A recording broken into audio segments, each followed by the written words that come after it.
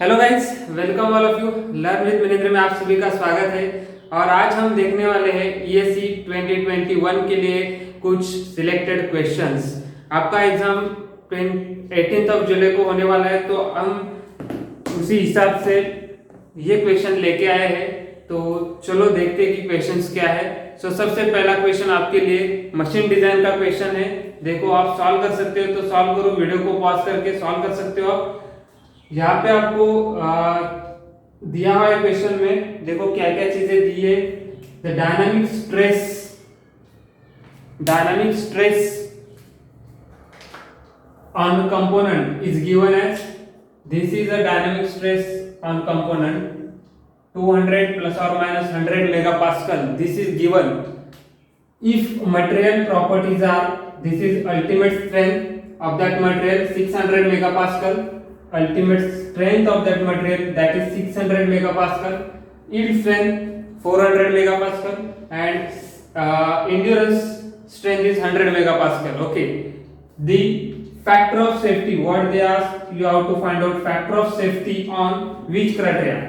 This is your criteria for factor of safety. Finding out, most of the times they ask you Soderberg's, Goodman. So according to the criteria, you have to answer. So here it is Goodman criteria, and 4 options are framed. So look at here. This is ESC question. So let's try with some calculation first here. अगर आपको calculator allowed नहीं रहता है ESC examination में, तो 2019 का paper देखा जाए तो बहुत ही डिफिकल्ट बना हुआ था एज पर कैलकुलेशंस पार्ट। तो उसी के हिसाब से हम देखेंगे कि कैसे सॉल्व करेंगे विद कैलकुलेशंस आल्सो। सो यहाँ पे दिया है आपको, अगर मैं इसको देखूं 200 प्लस और माइनस 100 मेगापास्कल, तो मेरा सिग्मा मिनिमम कितना बनेगा? सिग्मा मिनिमम यहाँ से बनेगा 200 minus of 100, that is 100 megapascal, and sigma max मेरा बनेगा, what is my sigma max? 200 plus 100 300 megapascal. Okay, यहाँ पे मेरे ये बन रहे। इसके बाद मैं क्या करूंगा कि मुझे चाहिए Soderberg's equation, sorry Goodman equation. Goodman equation क्या बताता है? Sigma a upon SE plus sigma mean upon S UT is equal to 1 divided by factor of safety. This is my which expression? This is my Goodman expression. Okay, 3 criteria है Soderbergh. अगर यहाँ पे Soderbergh पूछा जाता तो यहाँ पे yield strength आ जाता। यहाँ पे अल्टीमेट स्ट्रेंथ हमने यूज किया है। अल्टीमेट स्ट्रेंथ हम कहाँ पे यूज कर देते? जब गुडमैन होता है तब। यहाँ पे अल्टीमेट रहता है, जब गुडमैन होता है तब यहाँ पे अल्टीमेट रहता है, नहीं तो यहाँ पे आपका रहता yield strength सोडरबर्ग के लिए। Okay, this expression for Goodman. Okay, same expression अगर मुझे चाहिए होता, ये क्वेश्चन 2 मार्क के लिए इजी 1 मिनट के अंदर बन जाता है, लेकिन इस सारे क्वेश्चन में हम क्या क्या देखेंगे कि और क्या क्या क्वेश्चन बन सकते हैं, तो इस हिसाब से हम देखेंगे। अगर यहाँ पे सोडरबर्ग पूछा जाता, सोडरबर्ग क्राइटेरिया पूछा जाता, तो आप क्या कर सकते हैं? यहाँ पे देखो, sigma A plus sigma mean is equal to 1 by FOS. यहाँ पे तो चेंजेस नहीं होते, चेंजेस खाली यहाँ पे होगा कि ये भी सेम रहेगा, endurance sigma a upon SE same रहेगा। चेंज यहाँ पे होगा, यहाँ पे यस वाईटी आएगा, yield strength of that material you have to use. Okay, so देखते हैं कि यहाँ पे कैसे निकाला जाएगा कि हमें सिग्मा ए कैसे निकालना है। हमें पता है sigma max minus sigma mean divided by 2। और अगर मैं सिग्मा मीन के बारे में बात करूं तो मीन कैसे निकालते हैं? Average of twos. So sigma max plus sigma mean divided by 2। सो बहुत सारे बच्चों को यहाँ पे डिफिकल्टी आती होगी कि फॉर्मूला कैसे रिकॉल करें। सबको पता है कि मीन कैसे निकालते हैं, किसी भी चीज का अगर मीन निकालना है तो एवरेज निकाला जाता है। तो ए सिग्मा ए कैसे निकालोगे? यहाँ पे प्लस यूज किया है तो यहाँ पे माइनस यूज करना, दैट्स इट। सो यहाँ पे देखो कि कैलकुलेशन में हमें यहाँ पे क्या मिल रहा है। यहाँ पे हमें क्या मिलेगा? Sigma max 300 minus 100 200 by 2 that is 100 megapascal. यहाँ पे क्या मिल रहा है? देखो, sigma max plus sigma mean 300 plus 100 400 divided by 2 that is 200। So बहुत ही इजी कैलकुलेशन दिया है ईएससी ने। तो ये प्रीवियस ईयर एग्जांपल नहीं है, एक अच्छा एग्जांपल मैं आपके लिए लेकर आया हूं। इस तरीके के क्वेश्चन MD1 में बन सकते हैं। तो देखो कि यहाँ पे हमें क्या रखना है वैल्यूज, यहाँ पे हमें वैल्यूज ये रखना है कि सोडरबर्ग को नहीं पूछा है तो इसको मैं हटा देता हूँ, ये चीजें नहीं पूछी है तो इसको एलिमिनेट करो। जो पूछा है उसके हिसाब से देखेंगे कि क्या आएगा। तो यहाँ पे हमें वैल्यू पुट अप करेंगे 100 बराबर है ईएससी। एंड्योरेंस लिमिट कितना दिया हुआ है, एंड्योरेंस लिमिट 100। अच्छा ओके, सिग्मा मीन कैलकुलेट किया है 200 बराबर है, और yield strength of that material, sorry ultimate strength of that material 600, ultimate strength 600 divided by 1/4। तो ये चला गया 1/3, ये बना 100, 1/FOS 3 + 1 4/3 is equal to 1/FOS। तो मेरा FOS क्या बना, तो मेरा FOS फैक्टर ऑफ सेफ्टी बना 3/4, that is 0.75 and this is your answer. What is your answer, 0.75, that is option number A. So based on Goodman equation, these are the some good questions, और आपका approach ऐसा होना चाहिए। So next question देखते, बहुत ही बढ़िया question है next. तो आप देखो कि नेक्स्ट स्ट्रेंथ ऑफ मटेरियल से क्वेश्चन लेके आ रहा हूं, आप देखो।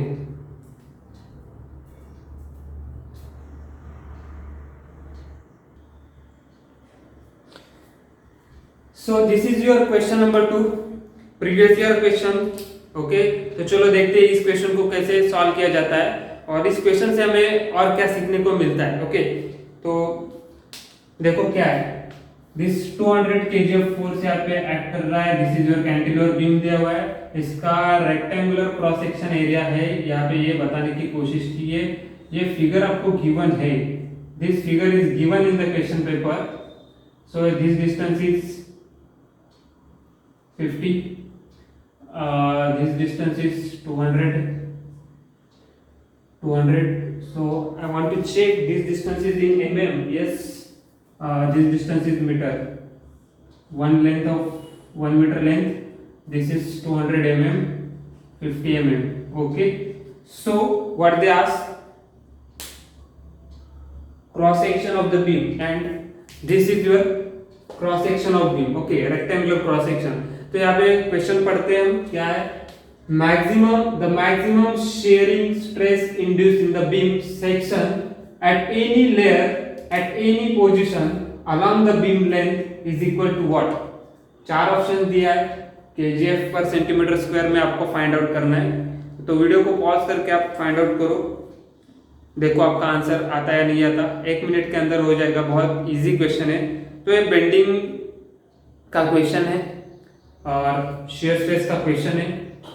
तो चलो क्या करेंगे इसमें कि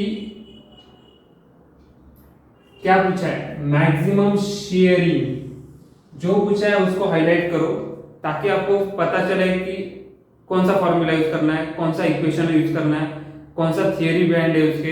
ये सारी चीजें हमें रिकॉल करने में हेल्प होता है। तो जैसे ही क्वेश्चन पढ़ोगे उसको जो की वर्ड से, की पॉइंट से उसको अंडरलाइन करके आप करना है। और आपका ईएससी का जो पेपर रहता है वो ऑफलाइन रहता है, तो यहाँ पे आप आपके पास शीट के ऊपर पेन और पेंसिल जो भी रहेगा उससे आप हाईलाइट करके रख सकते हो ताकि मिस्टेक ना हो सके। ओके, बहुत सारे मिस्टेक, सिली मिस्टेक्स हो जाते हैं तो 2 मार्क्स रिड्यूस होकर आपका 2/3 ऑफ नेगेटिव हो जाएगा, तो वो अवॉइड करने आपको। तो यहाँ पे देखो कि मैक्सिमम शेयरिंग स्ट्रेस, अगर मैं बात करूं मैक्सिमम शेयरिंग स्ट्रेस हम कैसे निकालते हैं बेंडिंग में, और जब आपको रेक्टेंगुलर क्रॉस सेक्शन दिया हुआ है तो सर्कुलर क्रॉस सेक्शन का देखा है हमने, रेक्टेंगुलर का देखा है, स्क्वायर का देखा है, ट्रायंगुलर का देखा है, आई सेक्शन का देखा है। तो ये सारे बहुत सारे सेक्शन वहां पे है। यहाँ पे क्लियरली मेंशन है कि this is your rectangular cross section.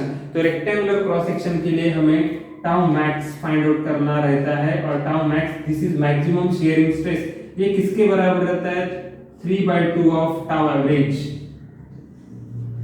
अब ये आपको कैसे पता चला, ये तो बेसिक फॉर्मूला है। तो ईएससी में ज्यादा डिफिकल्ट लेवल क्वेश्चन नहीं पूछा जाता, बेसिक ही पूछा जाता है, फॉर्मूला बेस्ड क्वेश्चन रहता है। आपको फॉर्मूला अगर आता है तो आप जल्दबाजी में फाइंड आउट कर सकते हो।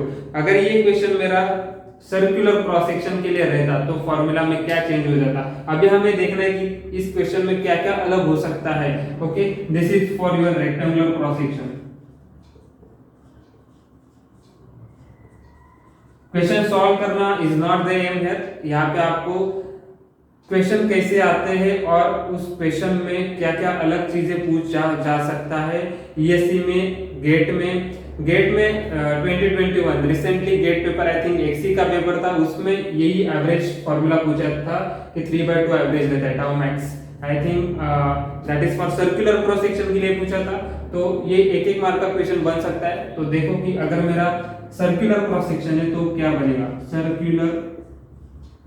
अगर मेरा सर्कुलर क्रॉस सेक्शन है तो सर्कुलर क्रॉस सेक्शन के लिए टाउ मैक्स क्या बनेगा। तो टाउ मैक्स आपका बनेगा सर्कुलर के लिए, tau max is equal to 4/3 of tau average.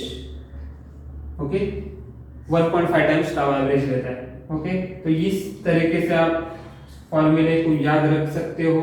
Triangular के लिए भी पूछा जाता है, स्क्वायर के लिए भी पूछा जाता है। आप फॉर्मूला सेम ही रहेगा, 1.5 टाइम्स टाउ एवरेज रहता है। ट्रायंगुलर के लिए भी 4/3 टाउ एवरेज रहेगा।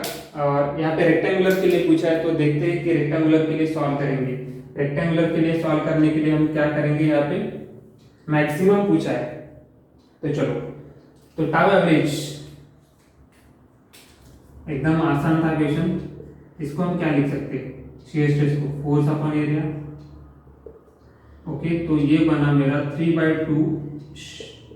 कितना फोर्स अप्लाई हो रहा है उस बीम के ऊपर, that is 2000 kgf, correct, divided by how much is the area.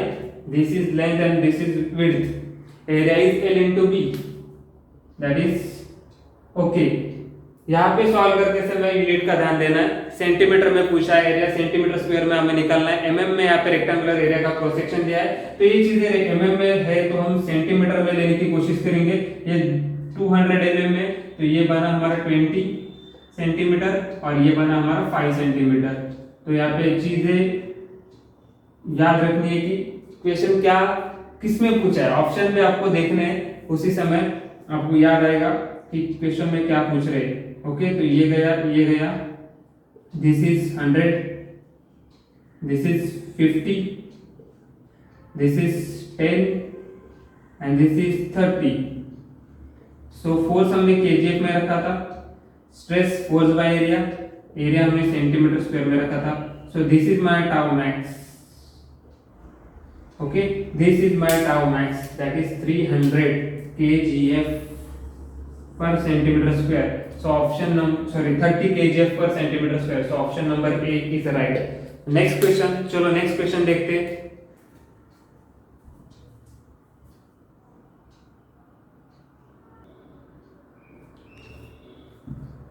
So this is question number 3, compressible fluid flow का क्वेश्चन है।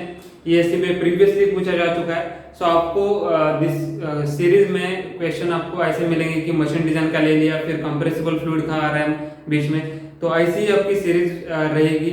और हम देखेंगे 18 जुलाई तक जितने भी वीडियोस मैं आपको प्रोवाइड कर सकूँ उतना प्रोवाइड करूंगा।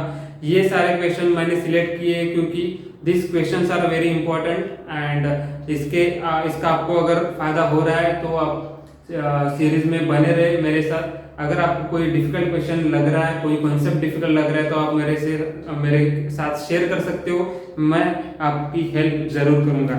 सो अभी कंप्रेसिबल फ्लूइड फ्लो ये जो टॉपिक है उससे बहुत सारे क्वेश्चंस आते हैं। तो देखेंगे कि ये क्वेश्चंस क्या दिया हुआ है, इस क्वेश्चन का हम सॉल्व करने के लिए क्या क्या गिवन डेटा है वो पहले चेकआउट करते हैं। तो क्या पूछा है इस क्वेश्चन में, स्टैग्नेशन टेम्परेचर। स्टैग्नेशन टेम्परेचर दिया हुआ है आपको। Stagnation temperature is the concept okay of isentropic flow of air. So isentropic flow बताया गया है। सो यहाँ पे K का value 1.4 is given, adiabatic index is 400 kelvin. So ये 400 केल्विन आपका क्या है, stagnation temperature. Stagnation temperature 400 kelvin है। ओके, तो देखो जस्ट वेट। ओके, सो देखो, if the temperature is 200 Kelvin, if temperature is 200 Kelvin at a section, किसी सेक्शन पे टेम्परेचर दिया हुआ है, स्टैग्नेशन टेम्परेचर भी दिया हुआ है, और उसके आगे जाके किसी एक सेक्शन के ऊपर आपका टेम्परेचर गिवन है, वो टेम्परेचर 200 केल्विन है, okay. Then Mach number of the flow will be, so Mach number के बारे में आपको क्या पता है, this is your Mach number, sonic velocity Mach number 1, okay, supersonic Mach number higher than 1, subsonic Mach number less than 1, ये चीजें हमें पता है। For hypersonic Mach number is greater than 5, okay. So ये चीजें पता है, लेकिन ये क्या रहता है मैक नंबर में, वी और सी, वी और सी क्या रहता है मैक नंबर में, लेकिन यहाँ पे क्या वी और सी से काम बनेगा, नहीं बनेगा। तो देखेंगे कि हमें स्टैग्नेशन टेम्परेचर दिया है, so according to that stagnation temperature कौन सा एक्सप्रेशन हम यूज कर सकते हैं। सो स्टैग्नेशन टेम्परेचर का एक्सप्रेशन हमें पता है कि स्टैग्नेशन टेम्परेचर को अगर हम कैसे लिखते हैं, T not by T, stagnation temperature को हम कैसे लिखते हैं, T not upon T is equal to 1 plus gamma minus 1 by 2 and what, here it is your Mach number, उसका स्क्वायर।